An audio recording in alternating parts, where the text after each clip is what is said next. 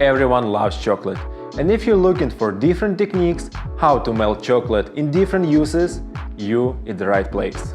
Today I'm gonna show you the best way to melt your chocolate, so you can save as much time and effort as possible. This is the ultimate guide to melting chocolate. Why do we want to melt chocolate?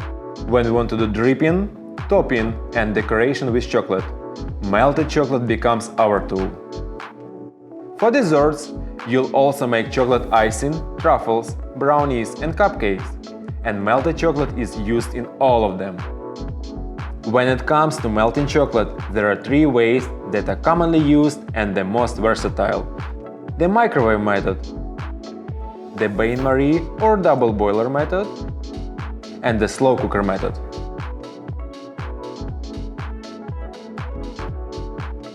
You can melt any chocolate, really. Dark chocolate, milk chocolate, white chocolate, you name it. Chocolate comes in many different forms. For melting chocolate, especially we recommend using couverture chocolate or chocolate chips. Couverture chocolate is one of the best chocolates to use for melting, because they are designed to be used for coating. It contains a minimum of 35% cacao solids and 31% cacao butter. Because of its component, it provides a beautiful shine and firmer snap when broken. Chocolate chips are the go-to for most families, as they are more affordable and accessible. For normal home baking, chocolate chips work perfectly. If you don't have either of these on hand and only have a large bar of chocolate, be sure to chop your chocolate bar first. Run your knife from one corner and cut about 1 inch from that corner all the way to another corner until the entire bar is chopped. Using a microwave to melt your chocolate is the easiest and the fastest way when you only need a small amount of melted chocolate, usually less than 1 cup of chocolate chips. First, we need to make sure the chocolate is in a small, uniform pieces. Chocolate chips work perfectly here. Add your chocolate chips to a heat-proof bowl and heat the chocolate in 30-second increments under medium power level and stir between each. It's most likely that you don't see any difference for your first or second bursts, but slowly you'll see the edge start to melt. Make sure you don't skip the stirring between each burst. That's how you avoid scorching the chocolate. Once the majority of chocolate is melted and only a few pieces left, just stir until everything is fully melted. Let the residual heat do its job. The key here is to go low and slow. If you are microwaving white chocolate, try doing 15-second increments instead of 30, as they are more sensitive to heat. This method is perfect when you need to make a small amount of chocolate and use it right away. Like drizzle over your ice cream, drizzle on top of a cake as a decoration, or make a non-bake candy bar. A bain-marie, also commonly known as a double boiler, is the most recommended method for melting chocolate. It is essentially a method of applying indirect heat to the chocolate, so the chocolate melts without the risk of burning. You don't really need a double boiler pan at home.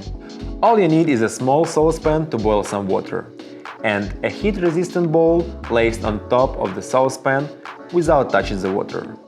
Heat the water on low and pour chocolate chips into the bowl. Stir every now and then until the chocolate is fully melted. Once melted, remove from the heat and use it immediately. If somehow the chocolate starts to firm again, put them back into the double boiler and heat up again until melted. With this method, you can work with a larger amount of chocolate and can work with them for a longer period of time, since you can keep heating them up again and again. This method is perfect for making baked desserts. For example, when you make a chocolate cake, all the components that use melted chocolate can be done with bain-marie. If you are melting white chocolate, a bain-marie is also the way to go, because they are more sensitive to moisture and temperature and will seize, burn or become lumpy more easily. One important note: make sure not to get any water into your chocolate, because water is the worst enemy of chocolate.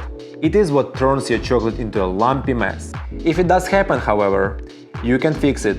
simply by adding some cream or butter to restore the fat-moisture balance.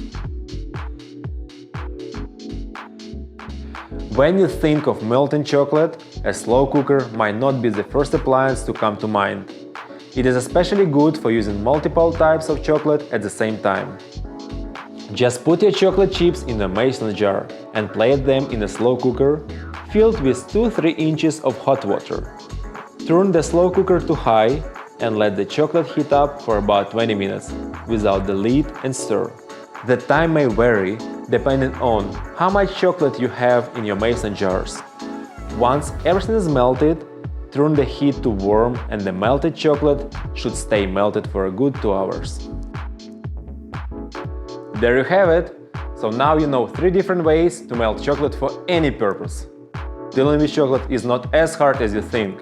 Just remember all tips I mentioned before and be confident in your kitchen. Let me know how you use your chocolate and see you next one.